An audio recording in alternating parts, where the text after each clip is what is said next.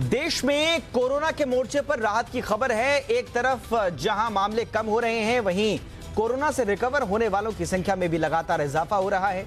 भारत में कुल संक्रमितों की संख्या 73 लाख से ज्यादा हो गई है। अच्छी बात यह है कि इसमें से अभी तक 64 लाख से ज्यादा लोग ठीक हो चुके हैं। देश में कोरोना केसेस अब 73 दिनों में डबल हो रहे हैं। सक्रिय मामले भी अब सिर्फ 11% यानी कि 9 लाख से नीचे लगातार बने हुए हैं। बीते 24 घंटे की बात करें तो 63,300 से ज्यादा मामले सामने आए, 900 लोगों की मौत हुई। अब तक 1,12,000 से ज्यादा की मौत हो चुकी है। बीते दिनों मौत का आंकड़ा भी लगातार सुधरा है, 1000 से नीचे बना हुआ है। कोरोना मरीजों के इलाज के लिए जिस रेमडेसिविर नाम की दवा की कालाबाजारी हुई, वो दवा WHO के टेस्ट में बेअसर साबित हुई। WHO के ट्रायल्स में रेमडेसिविर के अलावा कई और दवाएं थी जो कम या ना के बराबर असरदार साबित हुई हैं। HCQ यानी कि हाइड्रोक्सी क्लोरोक्विन, लोपिनाविर और इंटरफेरॉन का भी असर ना के बराबर रहा। यह रिपोर्ट 30 देशों के 11,266 लोगों पर किए गए ट्रायल्स के आधार पर तैयार की गई है। WHO की स्टडी में भले ही रेमडेसिविर को बहुत कारगर नहीं पाया गया हो, लेकिन डॉक्टर्स की ओर से जबरदस्त प्रिस्क्रिप्शन की वजह से इसकी मांग बनी हुई है। महाराष्ट्र सरकार ने अब इसकी कीमतें तय कर दी हैं। बढ़ती हुई डिमांड के चलते अस्पतालों में अब यह दवा 2240 रुपए प्रति शीशी के ऊपर के दाम पर नहीं बिक पाएगी, यानी कि मैक्सिमम जो प्राइस होगा 2240 रुपए होगा अस्पताल की तरफ से। अगर आप केमिस्ट से खरीदने की कोशिश करें तो मैक्सिमम जो आपको प्राइस देना होगा वो 2360 रुपए देना होगा।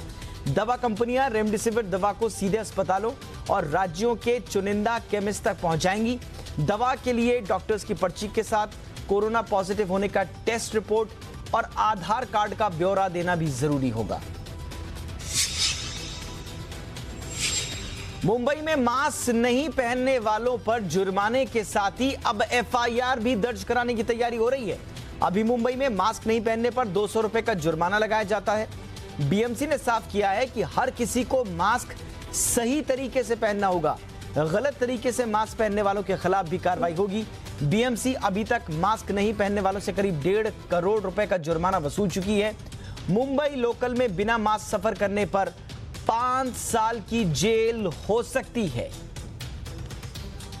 जब भी बाहर निकले तो मास्क पहने, अपने पास में सैनिटाइजर की बोतल रखें ताकि आपको बार बार हाथ धोने की ज़रूरत पड़ते तो आपके पास में वो साधन रहे। यह कहने के बाद में भी अगर कोई व्यक्ति मास्क नहीं पहनता है तो हमने उस पर दंडित करने का भी हमने निर्णय लिया है। एक व्यक्ति को 200 रुपये का दंड हम लगाते हैं और अगर कोई बार बार कहने के बाद में भी नहीं मानता है तो उसमें पुलिस कार्रवाई का भी हमने प्रावधान रखा है। मुंबई में सुबह सुबह काफ़ी लोग वॉक के लिए निकलते हैं, जॉगिंग के लिए निकलते हैं, तो उनको भी मास्क पहनना ज़रूरी है। बात बिहार की। जैसे जैसे बिहार विधानसभा चुनाव के पहले चरण के मतदान के दिन करीब आते जा रहे हैं, राजनीतिक बयानबाजियां तेज होती जा रही हैं। बीजेपी ने एक बार फिर साफ किया है कि एलजेपी बिहार में बीजेपी के शीर्ष नेतृत्व का नाम लेकर वोटरों को गुमराह करने की कोशिश कर रही है। केंद्रीय मंत्री प्रकाश जावड़ेकर ने इस बारे में एक बयान जारी किया। अपने बयान में प्रकाश जावड़ेकर ने कहा कि एलजेपी बिहार के चुनाव में कोई प्रभाव नहीं डाल पाएगी। एलजेपी बिहार के चुनाव में सिर्फ एक वोट कटवा पार्टी बनकर रह जाएगी। चुनाव से ठीक पहले एनडीए से अलग होकर एलजेपी चुनाव लड़ रही है। बिहार में प्रधानमंत्री नरेंद्र मोदी 12 रैलियों को संबोधित करेंगे। साथ ही सभी रैलियों में जेडीयू अध्यक्ष और मुख्यमंत्री नीतीश कुमार भी शामिल होंगे। बीजेपी नेता देवेंद्र फडणवीस ने यह जानकारी दी है। पीएम की रैलियों की शुरुआत 23 अक्टूबर को सासाराम से होगी। उसी दिन प्रधानमंत्री नरेंद्र मोदी गया और भागलपुर में रैलियों को संबोधित करेंगे। 28 अक्टूबर, 1 नवंबर और 3 नवंबर को भी प्रधानमंत्री की चुनावी रैलियां होंगी।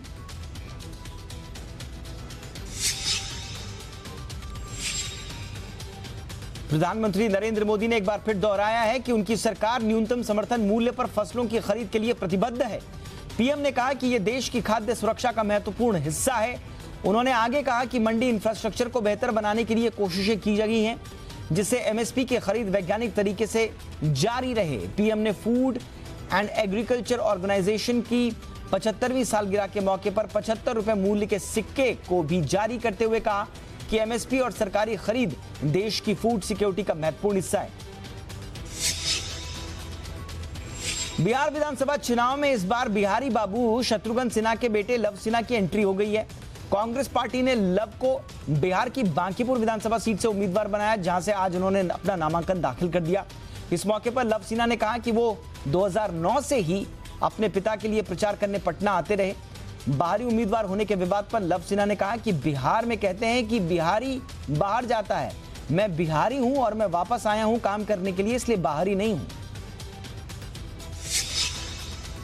दिल्ली में प्रदूषण की वजह से हवा में जहर भरना शुरू हो गया है। एक्सपर्ट्स के मुताबिक प्रदूषण के साथ मिलकर कोरोना वायरस और भी खतरनाक होने वाला है। आज दिल्ली के विवेक विहार इलाके में AQI यानी एयर क्वालिटी इंडेक्स 370 दर्ज हुआ। बेहद खराब स्थिति है ये। ITO पर 285, RK-पुरम में 243, आनंद विहार में 259 AQI दर्ज किया गया। प्रदूषण को रोकने के लिए एक्शन प्लान के तहत दिल्ली में डीजल और पेट्रोल और केरोसिन के जनरेटर्स पर पाबंदी लगा दी गई है। पंजाब, हरियाणा, उत्तर प्रदेश में पराली जलाने की निगरानी के लिए सुप्रीम कोर्ट ने रिटायर्ड जज मदन बी लोकुर को नियुक्त किया है। इन तीनों राज्यों के चीफ सेक्रेटरी जस्टिस लोकुर को सहयोग करेंगे। इनमें NCC, NSS के स्वयंसेवक, भारत स्काउट गाइड के लोग भी इसमें सहयोग करेंगे। ये कमेटी फिजिकल सर्वे करेगी। जस्टिस लोकुर समिति हर एक 15 दिन में सुप्रीम कोर्ट को पराली जलाने की गतिविधि रोकने के मसले पर रिपोर्ट देगी। अब मामले की अगली सुनवाई 26 अक्टूबर को होगी।